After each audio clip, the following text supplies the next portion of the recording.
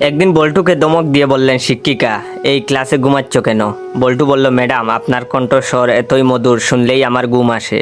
শিক্ষিকা বললেন, তো বাকিরা কেউ ঘুমাচ্ছে না কেন? বল্টু বলল, কারণ ওরা আপনার কথা শুনছেই না। শিক্ষিকা বল্টুর উপর খুব ক্ষেপে গেলেন।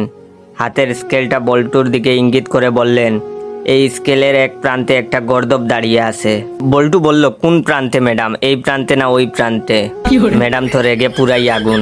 ম্যাডাম বললেন, বল্টু আচ্ছা, জলেতে বাস করে এমন 5টা প্রাণীর নাম বল। বল্টু বলল, ব্যাঙ।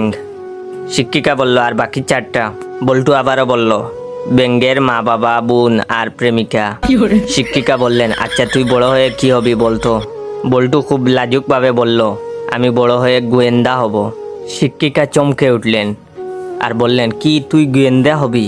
বল্টু বলল, আপনি জানেন আমি এখন থেকেই গোয়েন্দাগিরি করি।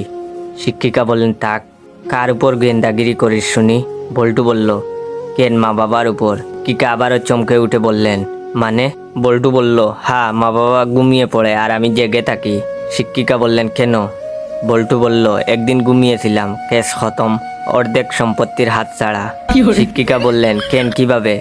বল্টু বলল, আমার একটা ভাই হয়ে গেল, এখন তো বাবার সম্পত্তির অর্ধেক ওর আর অর্ধেক আমার। যদি ওই দিন না ঘুমাতাম। যাই হোক, ভিডিওটা কেমন লাগলো অবশ্যই কমেন্ট করে জানাবেন। আর হ্যাঁ, আমার আইডির নাম বাইসা বনফায়ার আর ইউজার নেম ইয়োর জয়। তাই বলি, ফেক আইডিগুলোকে সাপোর্ট না করে আমার অরিজিনাল আইডিটাকে সবাই সাপোর্ট করবেন। আর হ্যাঁ, অবশ্যই ফলোটা দিয়ে রাখবেন। আর আপনাদের জন্য একটা খুশির সংবাদ আছে। ভাইয়ের 3 মিলিয়ন লাইক হতে আর 50,000 লাইক লাগে।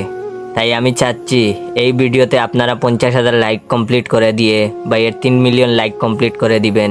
50,000 লাইক বেশি না, প্রত্যেকে তার 10 জন বন্ধুকে করে যদি শেয়ার করে দেন তাহলেই হয়ে যাবে। তাই দেরি করছো কেন? শেয়ার করো। ধন্যবাদ।